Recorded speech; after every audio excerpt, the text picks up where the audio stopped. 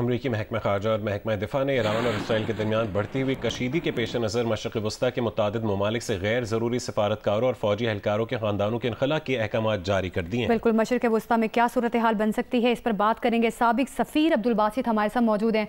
Sir, सबसे पहले तो बहुत शुक्रिया, आपने हमें ज्वाइन किया। क्या लगता है आपको मशरक़ वस्ता में क्या सूरत हाल बन सकती है? इसराइल की जानिब से भी धमकियाँ दी जा रही है ईरान पर हमले की, और ईरान की जानिब से भी कहा जा रहा है कि सैकड़ों बैलिस्टिक मिसाइल से जवाब दिया जाएगा। क्या मंजरनामा बनता देख रहे हैं आप? जी, मंजरनामा तो अभी ज़रा कुछ कहना क़ब्ल वक्त होगा, क्योंकि इस बार जो सूरत हाल है 2018 से क्वालिटेटिवली मुख्तलिफ है। आपको याद होगा कि 2018 को जब प्रेसिडेंट ट्रंप ने विड्रॉ किया था ईरान न्यूक्लियर डील से, उस वक्त जो गल्फ़ कंट्रीज़ थे, ख़ास तौर पे सऊदी अरेबिया, यूएई और दूसरे भी, उनका भी यही ख्याल था कि ये डील जो है न्यूक्लियर डील ये ठीक नहीं है, चूँकि इसमें बैलिस्टिक मिसाइल शामिल नहीं हैं, और जो ख़ास तौर पे ईरान का इन्फ्लुएंस है वेस्ट एशिया में या मलेशियस को जो सपोर्ट है उसको शामिल नहीं किया गया, तो ट्रंप ने उससे विड्रॉ किया। अभी जो सूरत हाल है, ट्रंप को जो इनकरेज किया ईरान के साथ डायलॉग के लिए, उसमें गल्फ़ कंट्रीज़ का बड़ा हाथ है, क्योंकि गल्फ़ कंट्रीज़ का ख़ास तौर पे सऊदी अरेबिया का भी रेप्रोचमा हो गया है ईरान के साथ, और वो नहीं चाहते कि किसी किस्म की यहाँ पे वॉर हो। मेरा अपना ख्याल ये है, क्योंकि आज IAEA ने भी एक रेजोल्यूशन पास की है जिसमें उन्होंने ईरान को क्रिटिसाइज़ किया है कि वो कंप्लाई नहीं कर रहे न्यूक्लियर सेफ गार्ड से।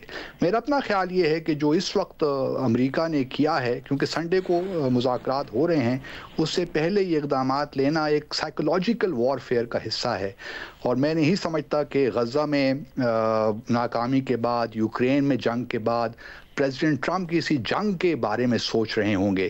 वो उनकी जो पहला उनकी तरजीह होगी वो यही होगी कि मुज़ाकरात के ज़रिए इस मामले को हल किया जाए, और ये प्रेशर टैक्टिक्स होते हैं, जो डिप्लोमेटिक प्रेशर टैक्टिक्स जो इस्तेमाल होते हैं जब नेगोशिएशन हो रहे होते हैं, तो उसमें ये सारे टूल्स इस्तेमाल किए जाते हैं ताकि दूसरी पार्टी पर प्रेशर बिल्ड किया जाए।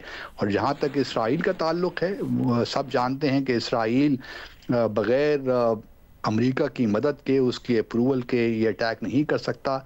एक तो जो ख़ास तौर पे जो ईरान में फैसिलिटीज़ हैं, न्यूक्लियर फैसिलिटीज़, वो काफ़ी डेप्थ में है अंडरग्राउंड, और इसराइल के पास बंकर बस्टर्स नहीं हैं कि वो उनको तबाह कर सके, इसलिए उसका नतीजा भी निकलना नहीं है। इसलिए मेरे अपने ख्याल में तो प्रेसिडेंट ट्रंप जो हैं इंक्लाइंड होंगे कि ये मामलात मुज़ाकरात के ज़रिए ही तय किए जाएँ। ठीक है अब्दुल बासित साहब, जिस तरह के भी आपने कहा कि ये दबाव की कोशिश हो सकती है अमेरिका की जानिब से ईरान पर, अब ईरान की क्या एक स्ट्रैटेजी हो सकती है? क्या वो उस दबाव के सामने झुक जाएंगे